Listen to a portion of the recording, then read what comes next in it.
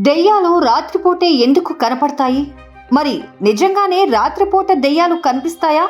వాతావరణం దెయ్యాలను ప్రభావితం చేస్తుందా? అసలు నిజంగా ఆత్మలు ఉన్నాయా?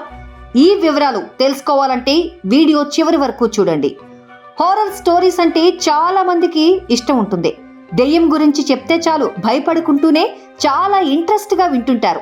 ఇక దెయ్యాలు ఉంటాయా అంటే కొంతమంది అవును అని సమాధానమిస్తే మరికొందరు కాదు అని చెప్తారు. ఎవరి నమ్మకం వారిది. ఇక మనం చాలా కథలు వింటూనే ఉంటాం. చనిపోయిన వారు ఆత్మగా మారి మన చుట్టూ దెయ్యంలా తిరుగుతారు. రాత్రి 12 అయిందంటే చాలు దెయ్యం వస్తుంది. అది ఒంటరిగా ఉంటే మన పక్కనే కూర్చుంటుంది. అంతేకాకుండా దెయ్యాలు వారికిష్టమైన వారి చుట్టే ఎక్కువగా తిరుగుతాయి. మరీ ముఖ్యంగా రాత్రి కాగానే దెయ్యాలు రోడ్ల మీద ఎగురుతూ కనిపిస్తాయని ఇలా ఎన్నో కథలు ఉన్నాయి. ఇక దేవుడు ఉన్నాడు అని నమ్మేవాళ్ళు దెయ్యాలను కూడా నమ్ముతారు.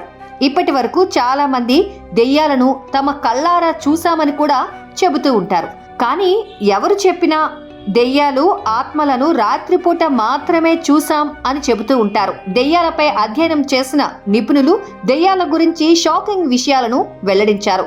ఆత్మలు రాత్రి సమయంలో తమ ఉనికిని విస్తరించేందుకు ఎక్కువ ప్రయత్నం చేస్తాయంట. రాత్రి వేళల్లో దెయ్యాలు నిజంగానే ఉంటాయి. ఎందుకంటే నైట్ టైంలో ఎలక్ట్రానిక్ డిస్టర్బెన్స్ చాలా తక్కువగా ఉంటుంది.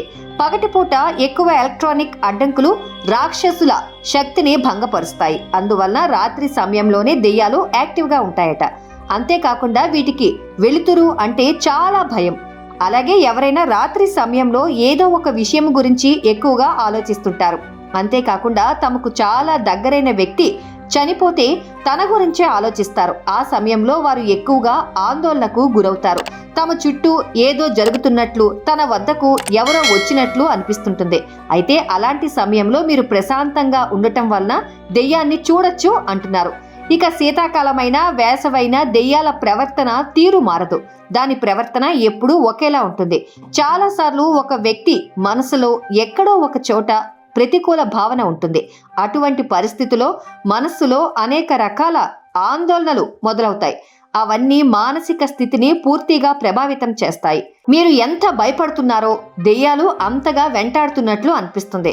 మరి దెయ్యాలు ఉన్నాయంటే మీరు నమ్ముతారా? మీ అభిప్రాయాన్ని కామెంట్ రూపంలో మాకు తెలియజేయండి.